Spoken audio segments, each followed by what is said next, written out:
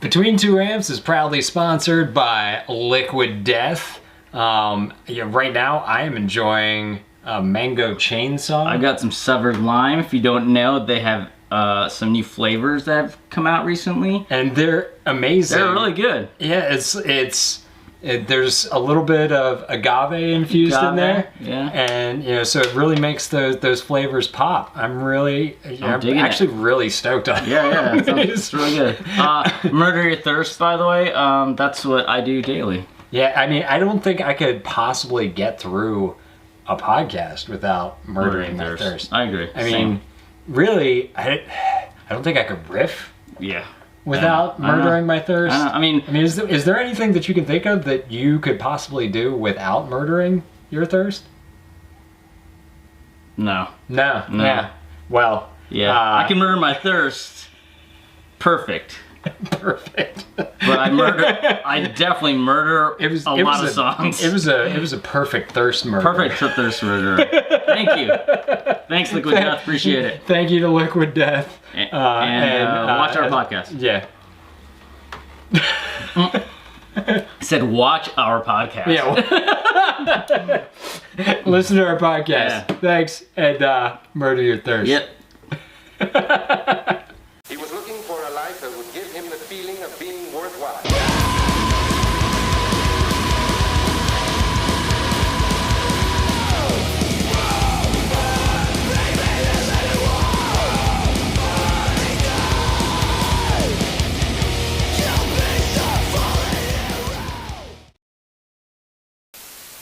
Welcome to another episode of Between Two Amps. This week we have an awesome guest. You might know him from such bands as Zouse, Twitching Tongues, God's Hate, Nails, and The Pit Recording Studio. Give a warm Between Two Amps welcome to Taylor Young. What's up? Yeah. Taylor, thank you so much for coming on the show. Really excited to talk with you about, I mean, I can see on camera a plethora of gear. Yeah, I got a lot of crap. Yes. Definitely have some crap. So I guess to start off, how did you first get exposed to music and punk, and how did that, where in that journey was becoming, picking up an instrument and starting to play? Like, how did that all unfold? Both my parents are musicians. My dad plays like drums for jazz fusion stuff, or like he did when he was younger. Yeah. And then he had kids, and that all got ruined for him. And then my mom plays piano, and she teaches music professionally. Awesome. That's cool. And my dad always liked a lot of stuff. Like, I grew up on like Black Sabbath, King Crimson kind of stuff, and so I kind of started finding it through that, and like I knew I was in love with the palm mute sound. Like it's, I mean, who isn't? But like, yeah. I was like searching for that at all times. And then I grew up in Connecticut, and my older brother went to high school with a bunch of Connecticut hardcore dudes. And where about in Connecticut? Yeah, what town? Bristol. Oh, okay. Yeah. And then moved to West Hartford later, and then before we moved to California. Yeah, my brother went to high school with this dude, Chauncey, and I know Chauncey. Yeah, the Grippo brothers, and so they would leave shit in his car, and then not come searching for it. So I ended up having a bunch of like early '90s hardcore records, and I just thought it was metal. I couldn't tell. I'm like 10 years old. I don't know the difference. Yeah. And then just kind of got into it more and more from there. That's and awesome. Then but I started playing drums really early, and but there weren't a lot of people where I lived that were into the same thing, so I kind of just picked up guitar so I could write those kind of songs by myself, and learned to record because of that too. So it was just like all one thing. And then we moved to California, I immediately started like 3 bands within like 3 months of being here. That's awesome. So what year were you starting to get? So was this early '90s when you were starting to listen to hardcore and punk? Yeah, like mid to early 90s, or Okay. mid to late 90s. Sorry. Mid to late. Okay. So Yeah. what were some of the bands that? Like Grimlock, Hatebreed, All Out War, Fury of 5, Oh yeah. stuff like that, and then Fury of V. yeah, yeah. And then That's awesome. Honestly, Hope Conspiracy was an early band for me too. all right, cool. Yeah. We actually our first show is in Waterbury. Oh, sick. Yeah, yeah. There you I go. remember our first show was in Waterbury, and I think we played with 100 Demons. That's the only band to play with there. and then we played Connecticut quite a bit, but yeah, I remember Waterbury was the first place that we played. Yeah, I always loved playing Connecticut, and like it's an event when you do. Yeah. What is Bristol where the what's it, the indoor skate park was that Yes. they used to do shows at? Okay. Yeah. I lived like around the corner, and there were always flyers on the telephone pole outside my house. That's All awesome. right. Yeah, I remember like playing in the half pipe. Yeah. at a show there. Yeah, I went 2 times to some like really bobo shows, and then never, and then we kind of moved away before I got to go to more. Mm-hmm. Oh, I remember like Connecticut. All Out War from there too, from Connecticut, or were they from upstate New York? They're from like Poughkeepsie, like Poughkeepsie. That's right. Hudson Valley. Hudson Valley. Yeah, that's right. Yeah. Okay. I remember shows particularly being like next level in Connecticut. Like I'm trying to remember the name of there was a bar that Jamie Jasta used to book shows there, and Darkest Hour played, and like dudes were bringing their skateboards into the pit, and at one point just started swinging. Sounds about right. Like, yep. Little technical difficulties over here. I was like, what the heck is happening? Yeah. It's always gnarly, even now. So when you started, I guess, playing, what was your first instrument? You said drums, right? Because your father was a drummer, so you kind of got on the drum. So you had a kit at your house, I assume. Yeah. It sounded like the worst, like dead 70s kit that I was like, how do you make it sound like that? Yeah. And so, but then I figured it out later that you just got to put new heads on it. Yeah. So you were able to you had access to gear. I mean, at least drum kit, and then piano and stuff like that. So did you actually take any formal training from your mom or your dad, or just you know what, I want to play fucking palm muting, I want to play heavy shit? Yeah. My mom tried. But I was not receptive. And then my dad taught me the beat that can play everything. You know, bah, bah. Yeah. And then I just sped it up. Turned it into blast beat. Got double bass in 3rd grade or something like that. Nice. Yeah. That's awesome. That's cool. So when did you end up picking up the guitar? Was that after moving to California, or? No, it was more it was middle school. I had one friend that played guitar, and we kind of had a similar taste. Mm-hmm. And then he went into Between the Buried and Me Mastodon world. Oh, okay. And I kind of was like, I just want to play mosh parts. You're doing too much. Got it. Yeah. So I started playing guitar just so that I could make it do the things I wanted it to do. Yeah. So you basically had a friend who turned prog. Pretty much. Right. Kind of proggy. Yeah. He still appreciates, the hard stuff, but it wasn't his thing. Yeah. Well, I had a friend who, at that time, there wasn't Between Buried and Me or Mastodon, and he just ended up playing in Uncle Bar bands, playing fucking Eric Clapton riffs, and I was like, dude, get the hell out of here. Yeah, he kind of does that now too. Got it. Oh man. So what was so what were you play? I guess you were playing your dad's drum set Yeah. then, and then was he letting you? Were you playing in any bands or just kind of playing at home at that We point? we had like a few bands. I didn't really play a show until like 8th grade or something like that, but we had a band from 5th through that. We were the Skaters with a T and a 8 and a Z, Yeah. and then we were Feedback, and then we were Cyrus, spelled Ooh, extra Feedback's a crazy. good name, actually. That's It, still a it good was. name. I mean, I go back and listen to that, and it's maybe the worst stuff ever.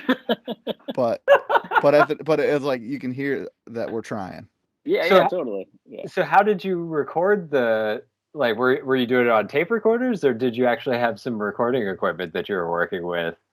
Initially, it was like I just had a Mackie mixer and this Roland 8-track, and then Nice. I would bounce it down to CDRs and then make like fake album covers for myself, and then I'm the only one listening to it.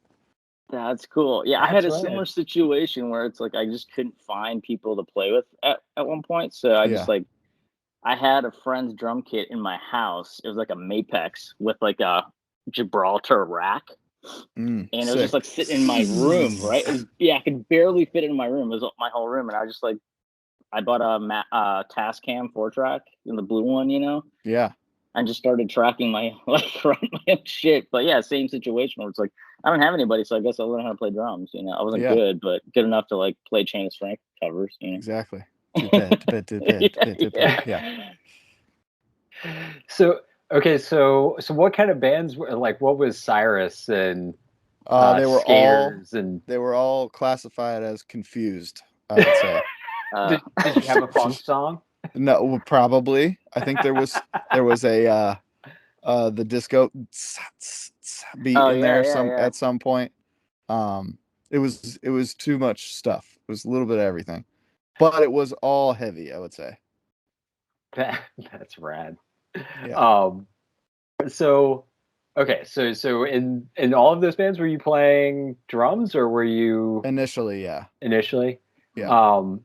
So like were you starting so you had started guitar back then. Were you starting to demo stuff as well? Like A little bit, yeah. Yeah, I so would just write songs and then that would be it. I'd keep them for myself. But then when we moved here, I scoured like all the message boards and stuff and tried to find bands, and I didn't play guitar in anything until maybe 2005 or something. Mhm. I like didn't play guitar on a stage. But What then I was your? started Oh, go I was ahead. gonna I was gonna say I was the first band I played guitar in was a band called Fight Everyone, which was a straight edge band with way too many people in it. I mean, if you're gonna fight everyone, you probably want to roll a little deep. You need some team. Yeah. You need a team. Yeah, But like exactly. five out of 8 of us were like 19 years old baby face, like, Got it. and then there were 3 guys who like looked like maybe they could fight someone. What was your first like amp then? Like what was your what was your rig when you first started playing guitar then? The first thing I got that well, so I had an Ampeg VT40 that I still have, Okay. and I did not understand pedals, so I could not make it sound good. Mm-hmm. Now I've literally had it my entire life, and now it's one of my favorites because I can blast that thing and make it sound crazy. A VT40. That I don't know what that is. That a tube it's like head? It's a tube head, right? it's a straight face like Ampeg combo with 410. Oh yeah. Oh, wow. Okay. Yeah. Okay. And so I just converted it into a head just because it takes up too much space. Yeah. It's got the original 70s tubes in it. It sounds insane. Oh wow. That was the first thing I had, and I did not understand how to use it. I got a PV Windsor after that. I don't know if you know what that is, but it is a piece of shit. It is a horrible sounding amp. It's like a JCM 800 underwater, and you can't do anything to it to get it sound good. It's just got knobs for show. Yeah. So after I got rid of that thing as soon as I could, I eventually got a 5150 for like $500. I still have that. Yeah, Man. that's like everyone's so far. Most of the reviews we've been doing, most of the interviews we've been doing, a lot of people are, that's the amp. But Yeah. like some people are like, what? Because that was my first. I got not my first amp, but that was the amp that I like settled on. I was like, oh Yeah.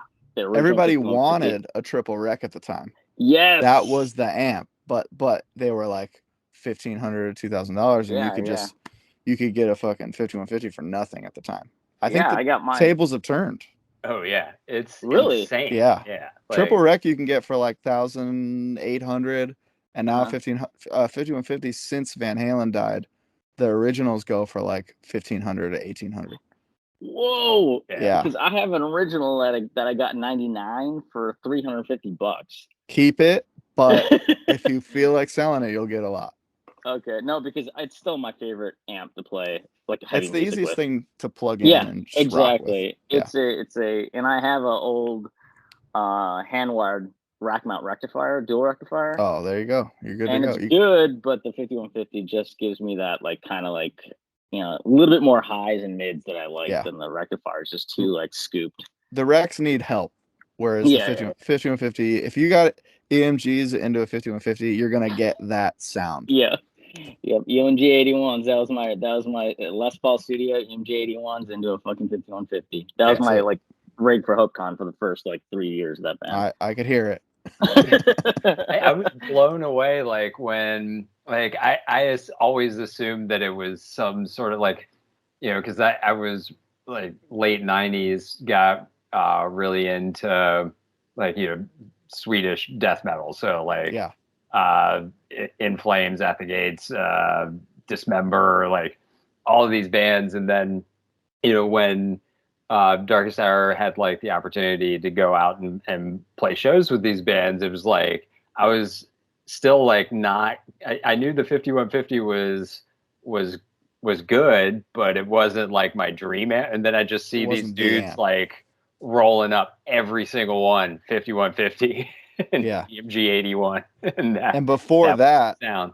They had even worse amps. Like they had like pieces of shit on their early records. Oh yeah. Yeah, I think it was Meshuggah who was playing a solid. They played like Marshall like solid state amps, didn't they? I think that what's the Future Breed Machine record is just like it's. I watched some recording video of that, and it's literally like one guitar track on with one solid state amp, and it sounds fucking insane.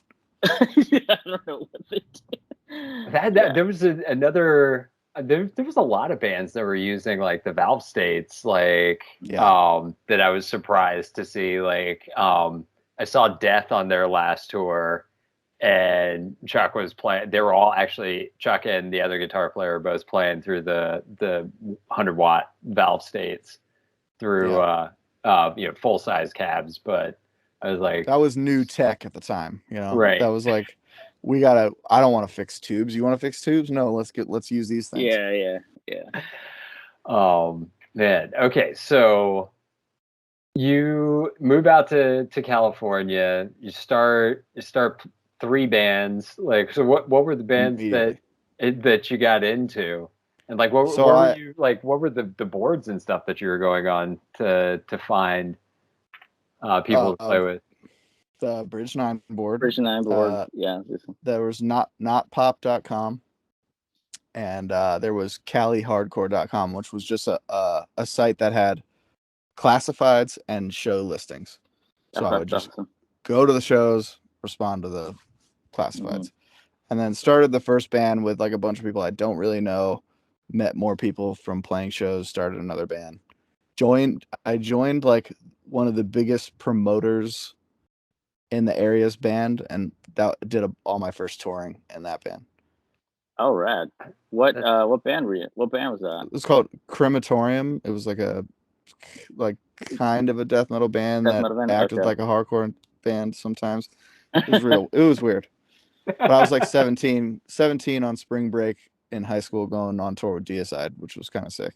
That is sick. That is pretty sick. I was reading Harry Potter at the merch table with Glenn Benton's wife. That is one of the best stories I think I've heard. Yeah, it was weird. That is awesome. She was cool. Yeah. Man, so how did it go? So that was your first tour, was with Deicide? Yeah. So how did that come about? Like, what was like, how did you learn about how to tour, or was that just like through? Everybody in that band was like 35 already, and so Yeah. they had been touring, and they actually had to get permission from my parents for me to go on the tour. But I had already done a bunch of shows, so I was already playing for the band. We like the first 2 shows we played with them were with Aborted, and we played a couple other weekends. One of them was like Suicide Sounds, Job for a Cowboy, that kind of shit. And then yeah, and then we did that tour, and we did a bunch of tours after that. We did tours with like Misery Index and stuff. I was in that band for honestly like 5 years. Oh wow! So you did a lot of touring with them then. I did, yeah. But we didn't we didn't do a record when I was in the band, so it was just a touring thing. Yeah. Mm-hmm. And you were playing guitar in that band?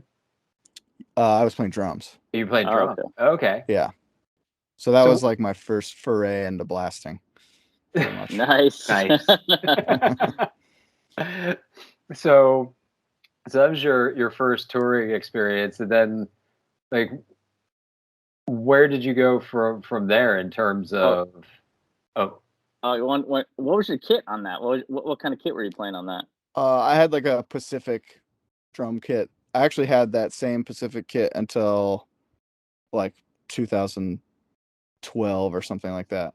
Got it. Maybe 2011. Like the first few Nails tours, just one.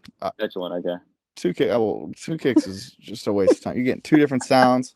Yeah. It's annoying. Yeah. Also, where do you put it? I don't even. Yeah, there's no space. Oh, I did have to play. I played Vital Remains like kit on that was a double kick thing, and I had the worst time for a whole tour.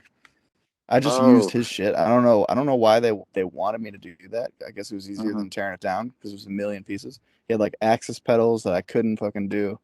It was a nightmare. That sounds. I can't imagine. Like, because also like as your foot placement is a lot different with the double kick and those are like super easy to kick. So it's like there's no kickback on them and there's no weight to it. So it's like it's all muscle, and I'm not doing the like heel toe thing, which is what they're built for. So it's just like I'm using my whole leg all the time, and it was really difficult. Were you I still never got good at that. Yeah, it was just like brutal. Duct taping your foot to the pedal. I probably should have. That would have helped. I can't imagine. Like, because it's just like with guitar, like, I mean, the touch points are kind of key. Like everything else, like in the signal chain, like I'm fine with. Like, give me whatever head, give me whatever guitar, but like, give me like crazy pick or just like fucked. It's Jazz just like pick. Like 3mm or something. Did you do any European touring with them or no? No. Did you go overseas? We never went. Yeah. So what year was that you were doing the Crematory? That was probably 2004 to like 2008, I guess. Basically, right when I started playing in Nails, that kind of was already fizzling out. Got it. And Nails was still practicing in the Crematorium practice space at one point, so there was a little bit of crossover, and then I just got too busy. Yeah. So when you moved to California, where did you move to? Like where? Straight to Van Nuys. Straight to Van Nuys. Van Nuys. Okay. Valley right away. I'm still here. That's awesome. So you cross over to Nails. Are you still, like, at that point, were you playing guitar with anyone, or was it just drums at that point? So Fight Everyone was going parallel to Crematorium, and then that Okay. also kind of fizzled out. Two people joined the military and shit, and that kind of fell apart. And then Yeah, that can do it. started a hardcore band called Ruckus that was like all out warish, and tried to make that a thing. It never really picked up. People pretend that they like it now, but nobody was there. You know? It's funny how that happens, right? Yeah. It's one of those bands like, oh yeah, man, kicked ass. And it was like, all right, we had 2 good shows total. Ever. Yeah, it's like, oh wait, we played a show and there's like 2 people there. Who the fuck liked us? You know, yeah, that's definitely happy. Yeah. And then Twitching Tongues kind of started while that was going, and there was a bit of a crossover there too. So like that was kind of fizzling out. My brother played drums in Ruckus. Okay. And he plays drums in God's Hate and sings in Twitching Tongues. And we just wanted to do a band where it was like he sings and I play guitar, so that we could always keep the band going no matter who was in it. That's a good idea. That's a good move. And it paid off because we've had the entire band quit at times. Yeah,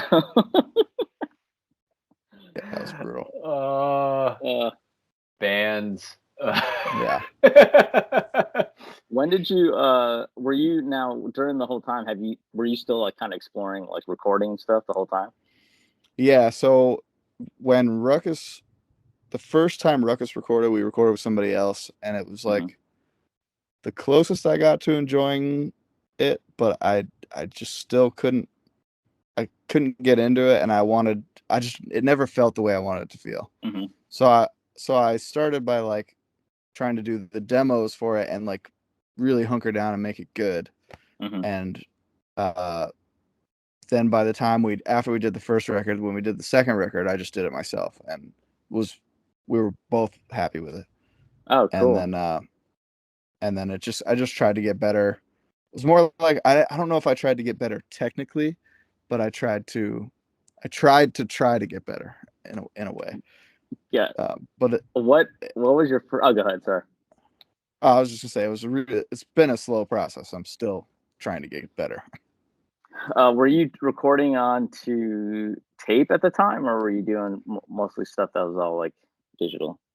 It started with that same digital 8-track for a long time, and then I eventually switched over to a computer, which was really daunting to me because it was like, all right, I guess I got to learn this whole thing. But I started on Digital Performer, and I just stuck with it because I got really good with it. And I didn't want to learn anything else. Yeah. And I just kind of got better and bigger interfaces over time. Got it. Turned into all this. Are you still using Digital Performer then to record? Yeah. Oh, awesome. That's cool. I've had it since version 4, and it's on like 11 now or something. That's great. That's good. Yeah. That's really cool. But I know those digital 8-tracks that you're talking about before, like people were like recording into computers and stuff. Those things were awesome. You were able to get some really cool shit. Yeah, you were able to get some really cool stuff out of that. I remember doing some stuff. Same situation where we couldn't do we were trying to do demos, and the engineers that we were working with were just kind of like whatever. And so our drummers got a 4-track, and I'm not 4-track. You got one of those like digital 16 tracks or whatever they were, and it sounded pretty decent. It was cool if you knew how to use it. You can make it happen. Yeah, if you like, I would just submix the drums down to 2-track, and then use the other 6 for guitars and vocals and stuff. Yeah. And then I had a CD mastering thing. And I would just fucking smash it at the end, and then just make it as loud and blown out as I could, and that was as good as it was gonna get. Yeah, that's awesome.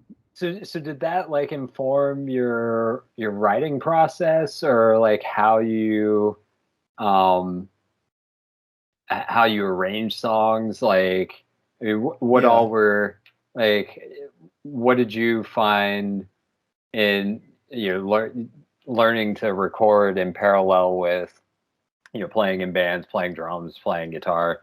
Like how did that kind of inform like your growth? Well, when I first started writing, I would literally just play drums and then write riffs over it, and then it kind of turned into, all right, now I kind of know I want to put this riff here, so I'm going to make sure I hit that when I'm playing the drums. And then it turned into I'm going to structure the song before I lay anything down, or I'm going to rip off this song's structure and then write new riffs over it or something like that. That's a good idea. Yeah, it works. It's tried and true. Yeah, it's amazing. Like for me, like writing song, like being concise in writing, like the light bulb didn't really go off until like I could visually see it. Like with like I record in Pro Tools now, and like really starting to see like writing to drum tracks, or just like, and then coming up with riffs and stuff on that, and seeing like how this song can progress. Like that kind of was an epiphany in like seeing like, oh, okay, there's like all different ways I could approach like putting the song together, and then just being able to like drag and drop like you're jamming with yourself. Yeah, exactly. So what, like when you were recording on the 8-track, like what were you doing to get tones, and like what kind of gear were you using outside of the 8-tracks? I think I had a terrible like Behringer combo or something like that. Really? That had a DI out, and then like an okay, or not a DI. Yeah, it had a DI out and like an okay Brit mode distortion. So I was just using that for everything until I got the PV Windsor, which was a failure, and then eventually got the 5150. So with the 5150, were you running it through? Were you just miking it with like a 57 or something? Or I think I started miking stuff weird early on. So I think I was probably using like maybe a 421 and a 57, because the 57 never sounded full to me, and I didn't know what to do in post to make it pop. So I was always like jamming mics in there until it sounded good, which honestly I still do. I have at least 2 mics on every cab when I'm running stuff. What kind of cab were you using back then? I started with a Behringer cab for sure, and then I eventually got a Marshall that was like one of the shitty smaller ones, and then like the practice space ones. They're terrible. And then eventually got a Mesa oversized cab and then I got another Marshall, and I tried to make the Mesa oversized cab look like the Marshall. Like I took the grill off and I put white piping on it and stuff. And then that went on tour and got smashed in a van accident. And then I ended up getting these Omega cabs that I have now. So but I had that Mesa Marshall combo for like 6 years or something. So was that like Celestion 75 watt and Vintage 30, like with the Marshall and Mesa? The Mesa had V30s, and then I actually swapped out 2 of the speakers in the Marshall to be V30s. So I had like 75s and do it like X pattern. Oh, okay. Yeah. All right. Okay. That's cool. Mostly because I couldn't afford 4, so I bought 2 and just wired them in. Speakers is expensive, man. Yeah. Which I did not realize how expensive. I mean, I should have known, but like I'm looking at right now, I have a like early Emperor cab that I'm trying to just like get the original ones that I had in there out, and I'm just getting some. I was like, oh, looking, maybe some like those. I think they're side Patriots. I think. I was like, what the fuck? These things are insanely expensive. Yeah, you're better off just buying another cab and taking the speakers out. Yeah. I was like, yeah. Because they don't know what they have. Like the people charge less when the speakers are surrounded by wood. Yeah, you're right. Yeah. Because people don't know what they got sometimes. I know. Because V30s are on their own so expensive all the time. Greenbacks are the only thing where they're like, if they're in the cab, they're selling that cab for more than. It's usually more than it's worth. Yeah. Like it's funny. Like I kind of feel like speaker cabinets are like you're buying the speakers and then like the cabinet itself is just like they're throwing it in for free. Yeah. Yeah. And that's the common misconception with cabs in general too, is everybody was like the wood. I'm like, the wood doesn't matter that much. If as long as it's solid and it's not going to vibrate, you could stick some speakers in anything and it's going to sound good. I agree with that. And like with but when I first started playing, I had no idea that the speakers made a difference, right? So I was like, I got this sick Laney cab, it's super heavy, thinking that it's gonna make a difference. And I was just like, I didn't know shit, It's actually sounded pretty good though. But I was playing also out of a crate, so that sucked. So maybe the cab was better than the amp. Yeah, the cab was definitely better than the amp. Well, I actually went down like it was more fueled by it was more affordable to kind of swap out cabs than it was to like buy new heads. I see that all the time. That's anyone who's discussing cabs. Right. They're like, yeah, I'm not gonna buy a bunch of amps, so I'm gonna change this because I can't. Like I had like there was I tried everything. Like there was the Mesa like tall recto cabs. I had a orange 212 that there were some magic ones. Like it was like I bought it new, but it was like 95, 96. So it was like still it was when they first started making orange again, and it had V30s in it. And then that's all it needs, and you got a good cab. Yeah, it was great. Like that cab was great. It ended up going. I sold it to a buddy, and then he sold it to dudes in Hot Water Music, and then I years later saw it live. I was like, holy shit, you still got the cab. That's awesome. But then I tried high watts, which was not great for heavy music, but it started to inform how different cabinet depths, whether they're ported or not, how that affects the sound. And I guess the one cabinet that I will never sell, knock on wood, I say never, but it's a 72 Marshall,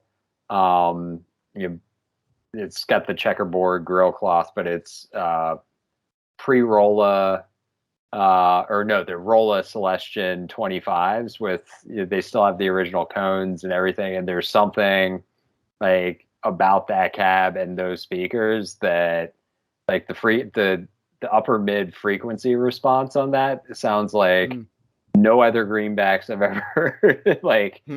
And just always that's kind of the go-to for recording. But that sounds awesome. What do you especially with the advent of all impulse responses and cabs, what do you tend to go toward or go to in terms of when you're recording? Are you miking live cabs, or are you also using IRs, or? I'm always miking live cabs. There's only been a few sessions where we're in a rush where I'll track to a sim or something, but I'll usually reamp it later. Okay. Yeah. Because you can tell when it's just missing that middle section. There's nothing between it's probably 400 to 500. There's just this gap in the sound, and I can always hear it. So I got to get rid of that usually. But I have these two 612s that have a bunch of different speakers in them. They each have two 412s in them, and then one has two 75s and one has two greenbacks. So if I have the jangle stuff, I'm using greenbacks. If I'm doing the V30s, will do anything. And then sometimes if I need the thrashy Marshall bite, I'll just use the 75s. I also have a little 212 that has those shitty Mesa speakers in them, the Black Widows. Yeah. Yeah. They sound okay. They're between a 75 and a V30, but a little tinnier. And sometimes they sound cool, or like if I don't want to roll out both 612s, I'll pop that out. Oh wow! So on the 612, do you use the same cabinet for, like, depending on what speaker you want it? So it's just like 6 different speakers in there, and you just mic up whatever is There's 2 on that. inputs. Yeah, Okay. there's 2 inputs that are both 16 ohms, and one is the 4 V30s, and then the other is the 2 75s or the 2 greenbacks. For some reason, they did the 75s, so it was like a V30, V30, V30, V30, 75, 75, like off to the side on the bottom. They said they did it for phase reasons, and I was like, yeah, but if I'm not running them at the same time, it doesn't matter. So, and I kind of got. Going to ask you that. I Yeah. was just going to ask you, did you get any phase issues? Because I was Yeah. trying to get a cabinet made with a bass, like amp. I'm not sorry, bass cab and a guitar cab into one, but not playing them at the same time. But someone's like, "Oh, you're going to run into phase issues." Like, You know, yeah, but well, I'm but not together. I'm not at the same time. Yeah. But I didn't make that clear when we built the first one, so that's why they did it, and I just left it like that. But then when we built the second one, I just did 412, 212 on top, which makes more sense. I can see that. Who was God, I forgot who I was talking to, but I think it was Kurt, actually, Kurt Ballou. This is years ago. He had a 612, I believe, and the bottom 4 part of the cabinet was closed and the top 2 was open. And I was like, hey, what did you get? What was your thinking behind this? And he was like, well, you get all the punch from the front, right? From with the closed back, and at the top, a lot of the sound travels like that out. And so you get more of like this full sound. I'm like, interesting. I mean, I hope I explained it right. He probably will be like, nope, no, that's incorrect. But strike that, reverse it. Yeah. But I remember, and I was like, oh, interesting. And I always remembered that because I could see how that would really make, if you're just your one guitar player, on stage, how it could just really make your sound really full on stage volume wise, I don't know about amps, once you million amps. Yeah, once you mic it, I guess it's a different story. But But and what are you using now? So like right now, what's your like guitar? I don't know if you're playing in any bands right now, like guitar in any bands, but what's your rig right now? Like if you play live? If I'm at home and I can use my own shit, I'll use. I have a Mesa DC-10 that I've been using a lot lately. Okay. Sounds insane. Don't have to do very much. Or I have this JMP that I've had since probably 2012 or so. That it's never been topped. Like that's a great amp. Everything gets compared to that. Nice. Wait, is it 50 or 100 watt? It's a 8700 watt. That somebody put a bunch of mods on initially, so it has a ton of gain. And it's running on 6550, so it's fucking gigantic. Wow. Oh, wow. Yeah. It's chaotic. It's crazy. Do you actually take that out to shows, or is that like... I used to tour exclusively with that, yeah. Wow. I eventually got like a new 2203 just so I had something that was more reliable and not worried about fucking up. Yeah. But I actually found an identical JMP when we were in Europe once.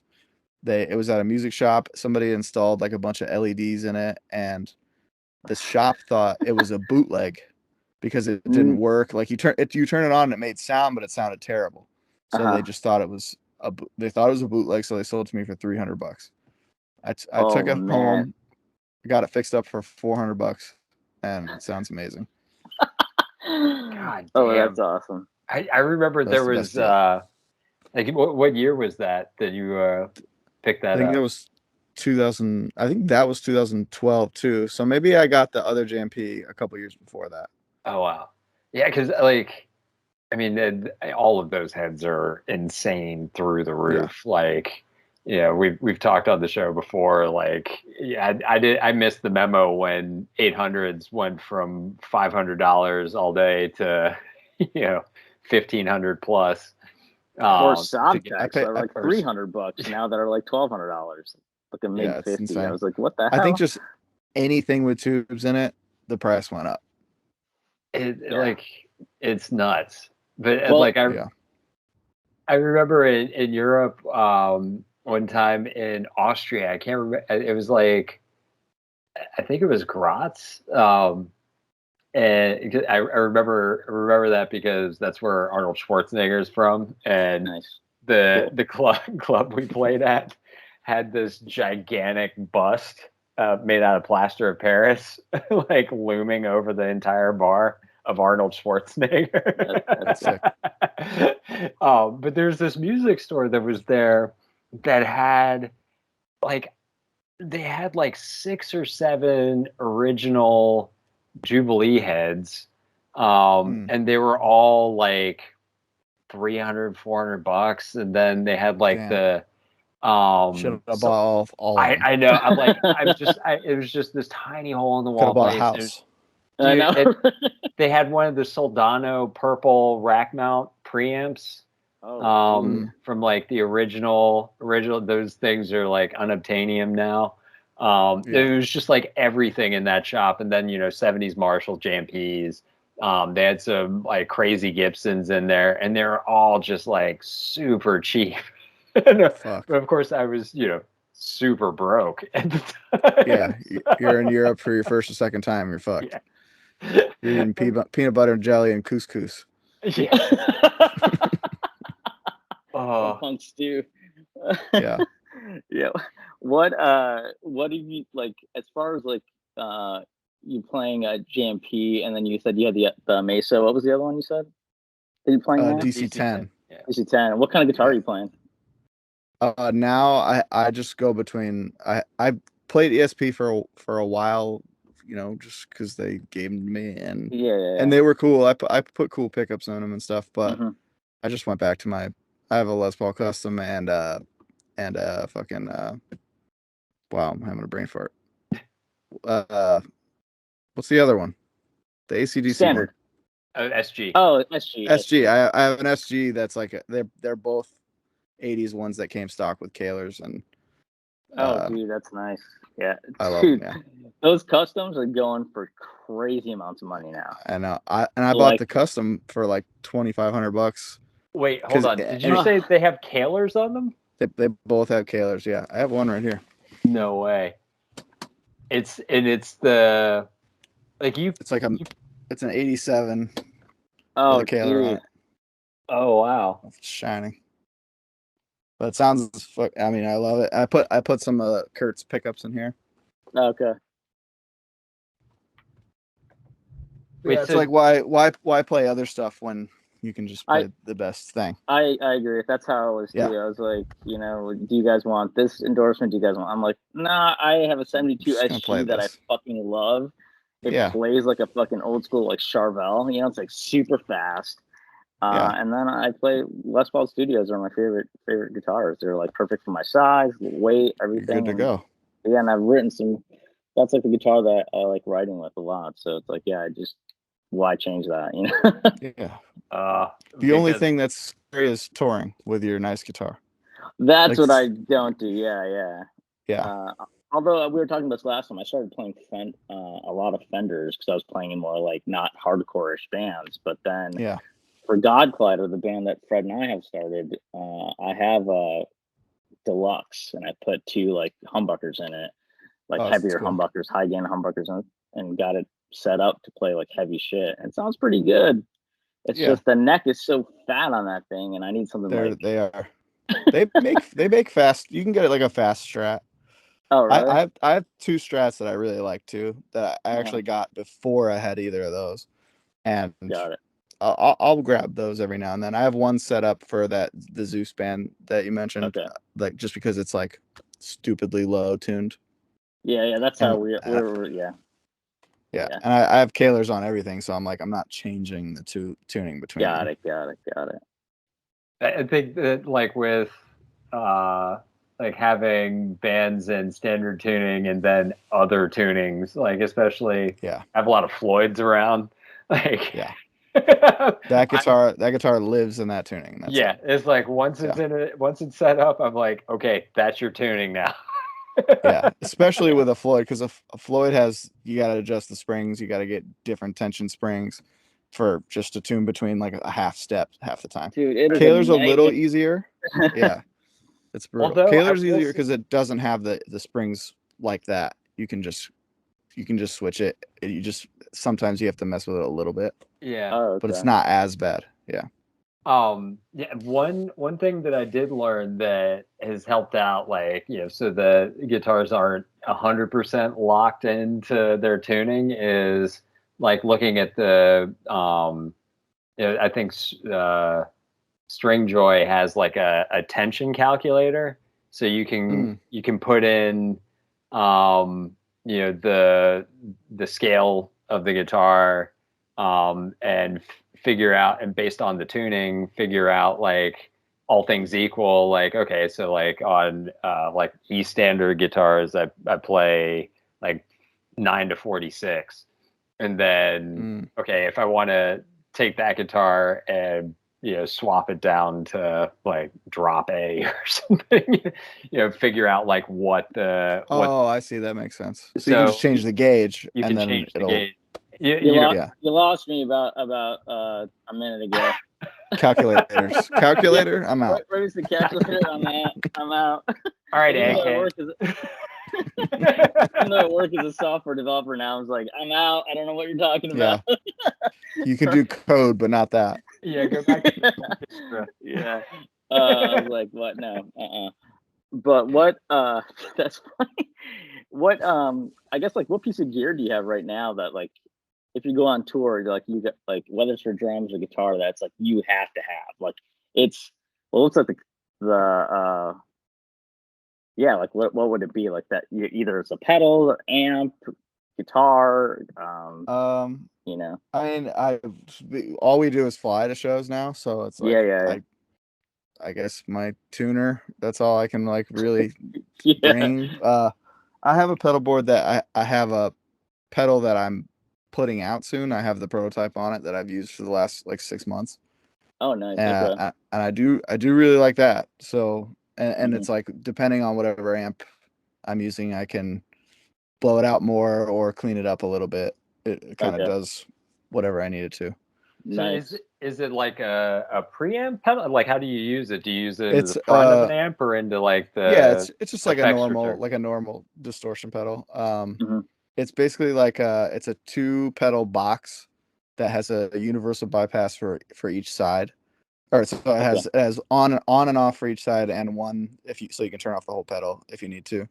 Yeah. And then one is like the old yellow Boss overdrives with the 2 knobs, but with a low boost, because those things are always thin as hell. But I always liked, like, you want Rain and Blood, but you want Rain and Blood with some balls. So you do that. And then the other side is like a 90s chip Rat. So once you have your kind of bass with that overdrive, you can add a little bit more grit and gnarliness to it, so that it's not just like, here's distortion, Yeah.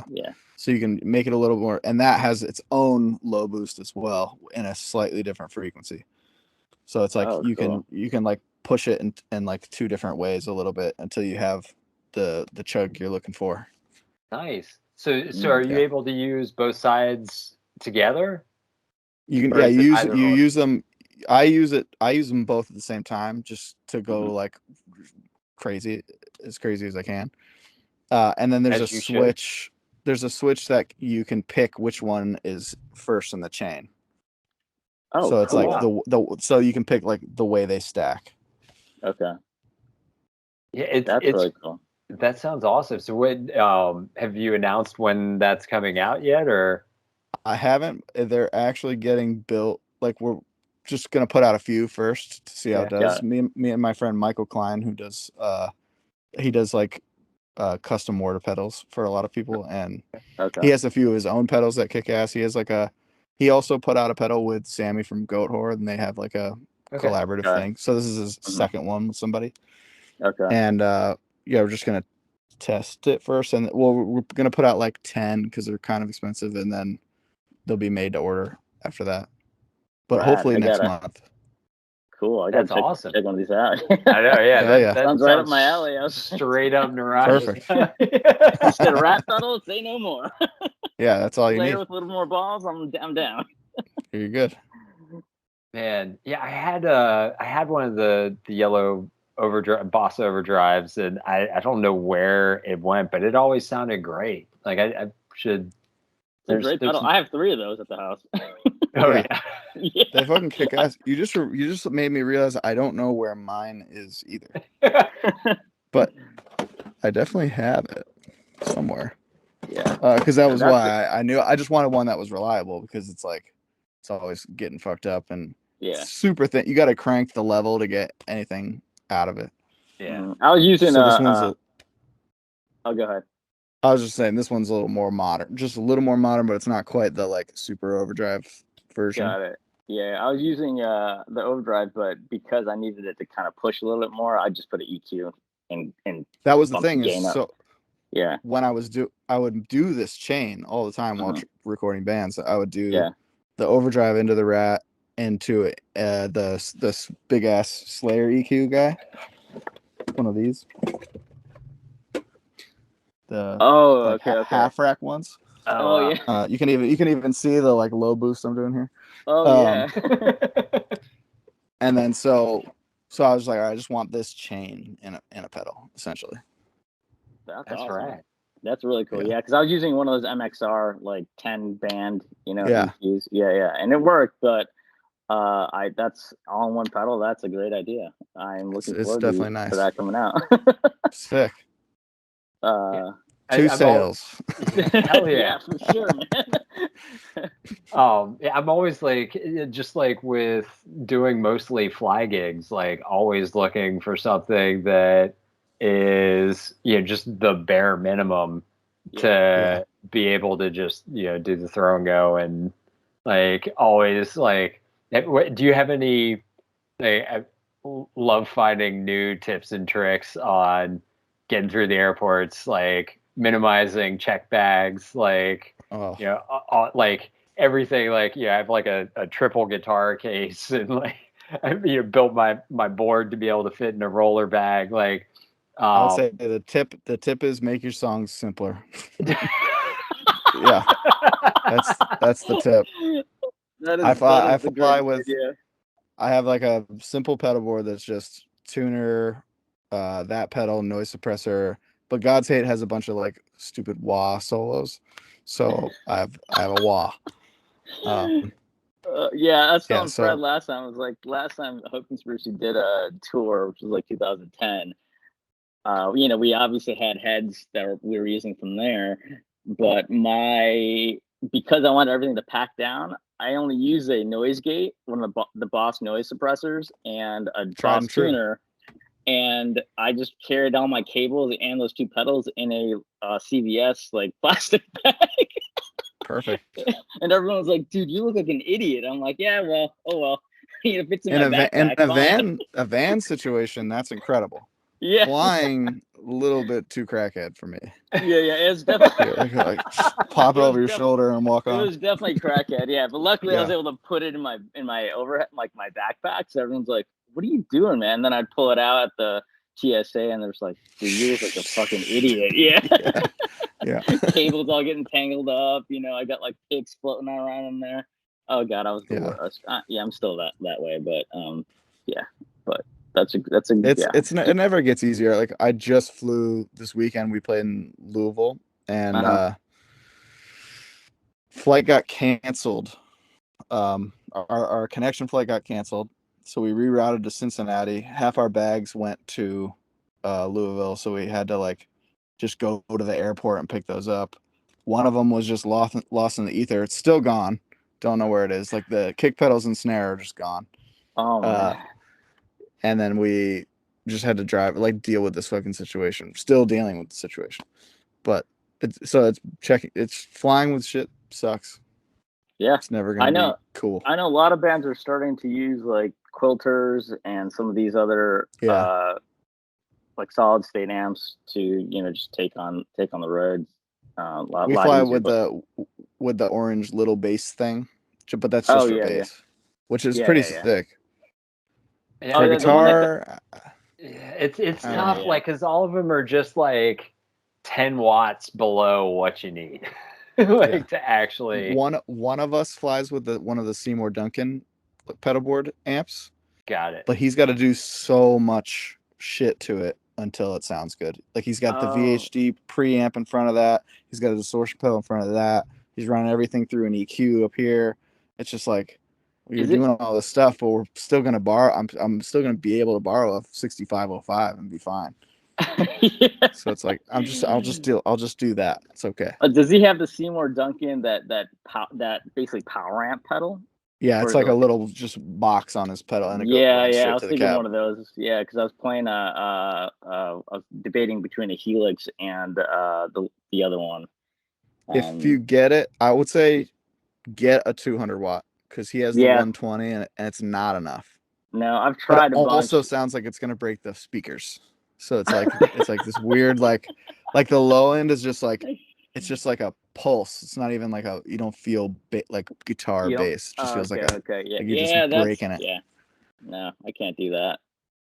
Yeah, I think I'm just kind of I've been on this quest to like really minimize my gear to as small as I can get it, and I'm just like, you know what? It's just you're not gonna be able to replicate just a good old head. No, Too bad. can't do it. Yeah, so just get good at using 6505s. You'll be fine. That's what everybody's. That's what they have.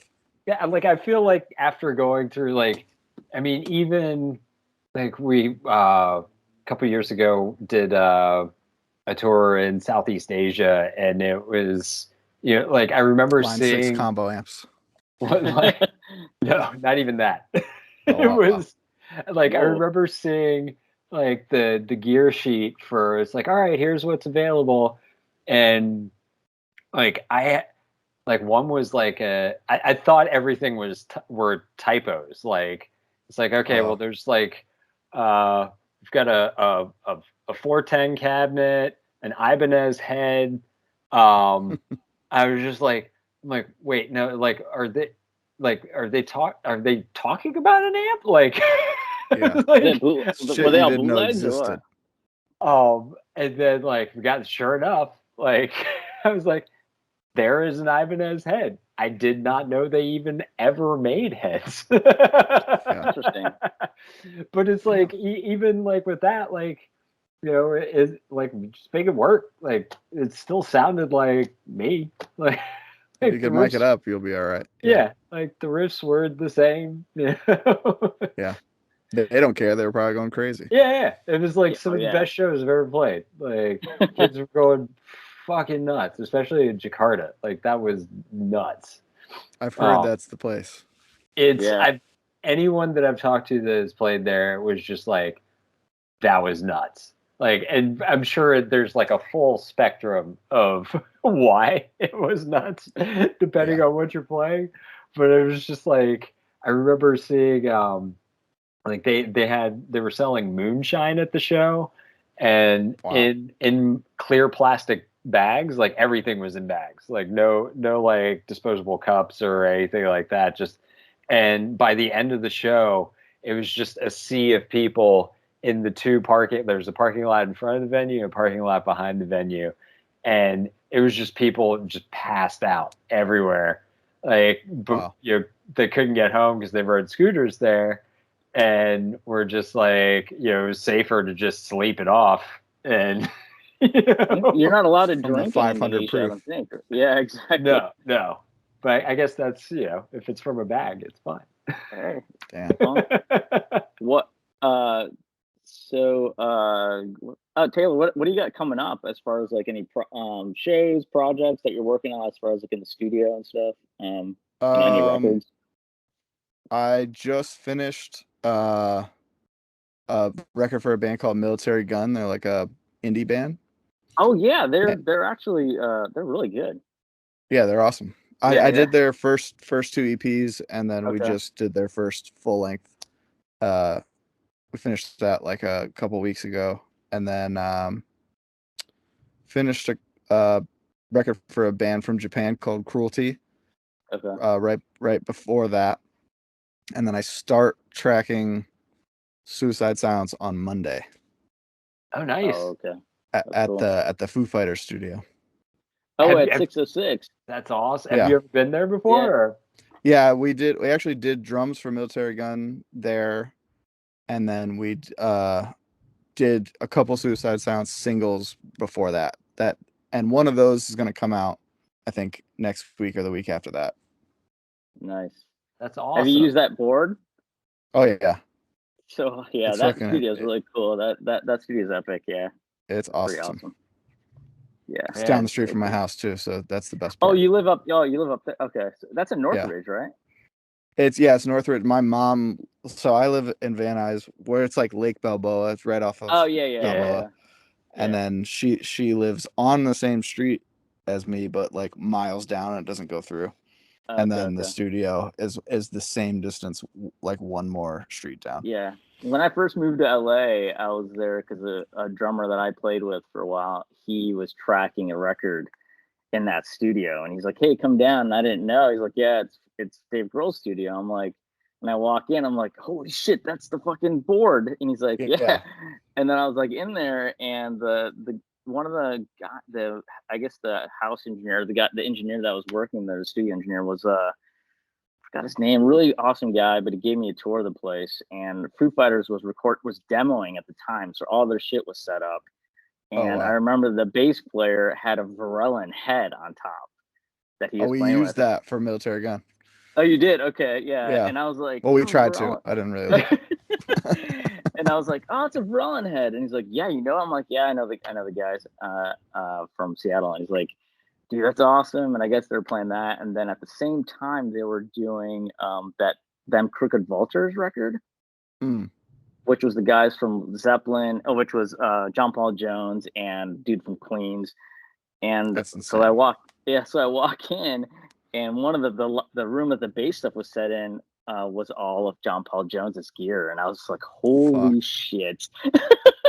That's insane. I was like, "Oh my god, this is crazy right now." You know, walking in, I'm seeing like a Legends fucking bass gear. You know, I was like, Yeah, it's insane. That I feel studio's like that so every cool. time I go in there. Like Yeah, right. it's like it should be worn off by now, having been Yeah. there for like a week. I'm like every time I go, I'm like, wow, this is nuts. Yeah. And it's literally 2 miles away. How does the live room sound in there? It sounds really good. You would think it would be like overbearingly big, like but it's really controlled, and like I can use the far mics in the mix, and it's not like mudding anything. Oh, really? Like okay. Yeah, it sounds Okay, so yeah. fucking good. But it was like designed Yeah. after Sound City and Sunset or something. There's okay, like the room was kind of built. Yeah, it's a combination of those, and it just sounds so good. Yeah, I'm excited to hear that Military Gun record. Sick. Yeah. Hey. Well, Taylor, thank you so much for coming on. It's been a pleasure getting to chat with you. Yeah, this was awesome. Yeah, it was nice meeting you. Finally, heard a lot about it. So it's like great. It's awesome to hear all the stuff. I think we played together maybe 2010 or something. Yeah. At Che, and we did that weekend. Yeah. There's a picture of my brother hanging from the rafters from that show. Yeah. Oh yeah, those are the shows in 2010. That tour that we did, like a couple of shows on the West Coast, right? Yeah, I think it was Ceremony, or maybe Blacklisted and Nails. Yeah, it was just a few, but it was awesome. Yeah, those were good shows. Yeah. Well, hopefully we get to high five in person one of these days soon, and I'm sure it'll happen. Hell yeah. And good luck at Studio 606. He's got some really cool stuff coming up. So and the new pedals, and just like let us. Definitely want to try those out. And get them. Yeah. So count me as a customer. I love it. Let's go than that. All right.